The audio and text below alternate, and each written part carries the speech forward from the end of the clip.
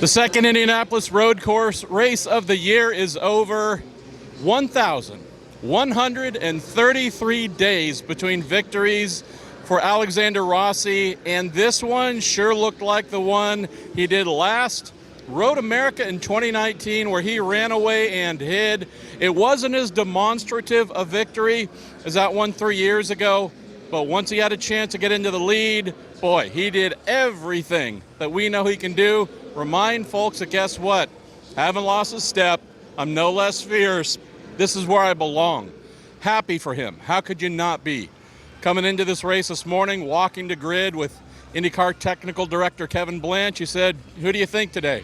I don't know why. I said Rossi. Pure luck, but one of those guys where if you're not rooting for him to get off of all this bad luck, all the adversity, you don't have a heart. So Alexander Rossi finally can go to bed, not being asked, when are you going to win? What do you need to do? What's wrong?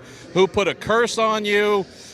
Just reset. For him, the Andretti Autosport team, he's now 4 races to go before he heads off to Air McLaren SP, but nonetheless good for Rossi. The big adversity during the race, his teammate Colton Herta in the lead, looked like he was going to hold that lead with a bit of a, I don't know if I want to say a commanding effort, but I wasn't quite sure Rossi was going to get to him. Nonetheless, strikes a curb incredibly hard. Something goes wrong in the gearbox. He has no drive, no gears, grinds to a halt at the top of pit lane, lap 42 at the halfway point, and Alexander Rossi into the lead, never let it go. Great for Christian Lundgaard.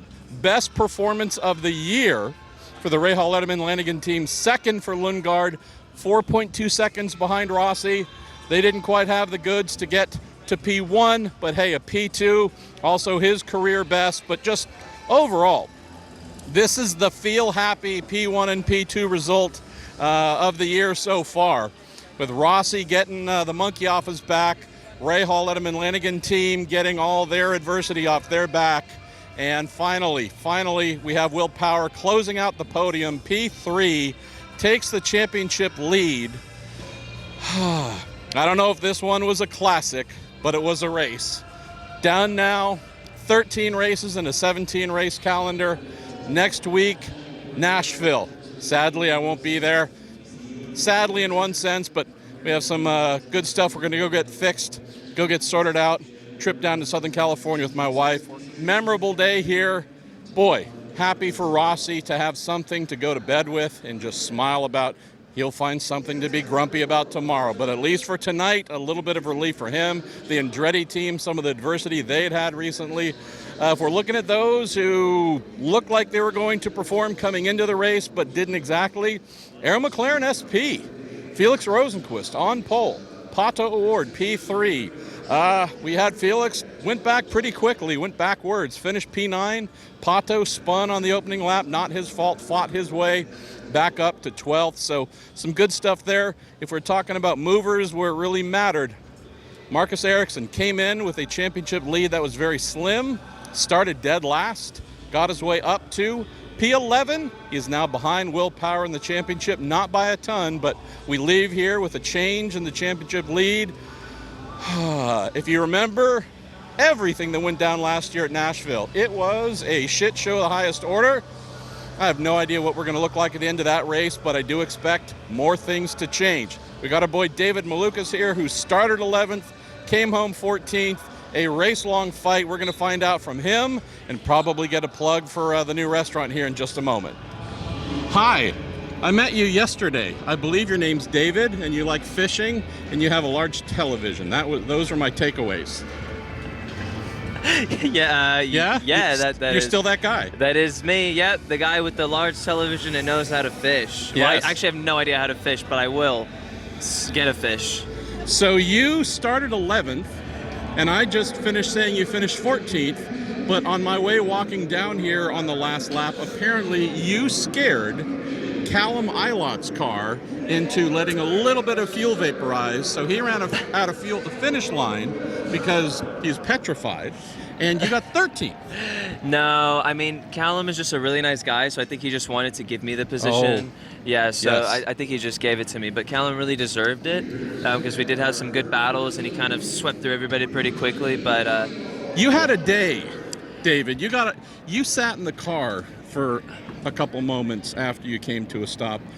I don't know exactly what was happening, but it looked like you needed a moment to just process what looked like genuinely 85 laps of just knockdown, drag-out fighting. Am I anywhere close? Yeah, it's pretty spot on. I mean, this whole weekend has kind of been a series of unfortunate events. You know, in practice, well, the only practice, we suffered from some damper issues, and then qualifying came, and then we lost brakes, and then this race, we ended up just getting punted at the start. And so then we fell all the way back to like 18th. So then we had to work our way back up and finish 13th. So it's a good recovery, but yeah, it was a lot of chaos. I mean, by the end, the car was definitely heavily damaged. I mean, like the steering, I'd say about like 5 or 6 degrees to the right down the straight. Bottoming a lot going through the smash zone, which I call it the smash zone 8 and 9, you know, over the curves. But yeah, it was a lot of chaos. And then one of the stints, I obviously battling with like Daly, DiFrancesco, Callum, and Takuma. It was a big group, and I absolutely destroyed the front tire and had a massive flat spot very early on in the stint. And so if anybody could, or I don't know if you can listen back on those radios. So your car turned into a vibrating bed. Oh yeah, and if you can listen back on the radios, it was a joy. I was kind of making a whole joke about it. And did it sound like you had the hiccups the whole time you were talking? Oh yeah, it was really funny. So my team was asking me, how is the car doing? And all I said, I just queued up and just went, and you could just hear the, and they just said, okay, copy. So that they got the message. Wow. Well, why don't we wrap on going to Nashville? This is going to be your first time in an Indy car. If you watched the race last year, it was filled with everyone being nice and not running into each other. Wink, wink, nudge, nudge. Yeah. Are you prepared for a street course that is a little bit like a Saturday night short track event where everybody kind of hits the hell out of each other and let's see who survives? Are you ready for that mentally? I mean, I think so. I mean, this was kind of a little bit of preparation for that. I mean, there was a lot of banging and back and forth, and I mean, I had a really good battle with power at the early on the early laps. But yeah, I think I'm ready. I mean, I just really, fingers crossed, please, like, just make all the banging suit us. You know, I hope we just bang forward and not backward. That's the goal. He just hopes he bangs forward, not backwards. I'm just going to leave that right there. But okay, but don't clip that without context. Don't clip it without context. Clip it without context. No, that's so bad. That's a meme right there. Now you're going to get a picture of me going like, and then you're going to put that in there, aren't you? 100%. Oh, man. Oh, you're screwed. You're done. No, but you got to say, like, out of context. People are going to be like, what's he on about? Yeah. Like we knew from the beginning. All right, well, let's close on this, David. I sometimes know when I'm hungry. I have a feeling, though, it's like a preemptive hunger.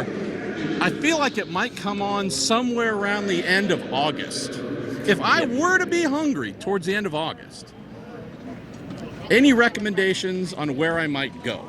And I'm going to step off camera so you can fill the whole frame. If you, no, closer. You know, we need full frame. Okay, all right, yeah. Yes. So, you know, at the end of August, it's closing towards the end of the season. It's been summer. Everybody's been sweating, you know, losing all this weight. You know, it's time to get ready. It's time to get ready for the hibernation time. It's getting ready for the hibernation period. And so if you need anywhere, I mean, I'm talking fish, burgers, steaks, the best of the best of everything, you guys need to go to the HMD Bar and Grill in Chicago Ridge, Illinois. And we also got the seasoning from Luke Varley, my coach / therapist / psychologist / my wingman. What kind of seasoning, though? I don't. It's good for steaks. It's good for fish. It's seriously good for everything. And we have that seasoning at the HMD Bar and Grill. It's the only place you guys can get it. And I'm telling you, it is a rare specialty that you will need to try on that tongue. Your taste buds will go through the roof. I mean, what are you guys doing if you aren't going to HMD Bar and Grill? So August 29th, grand opening. I'll see you there. Bye.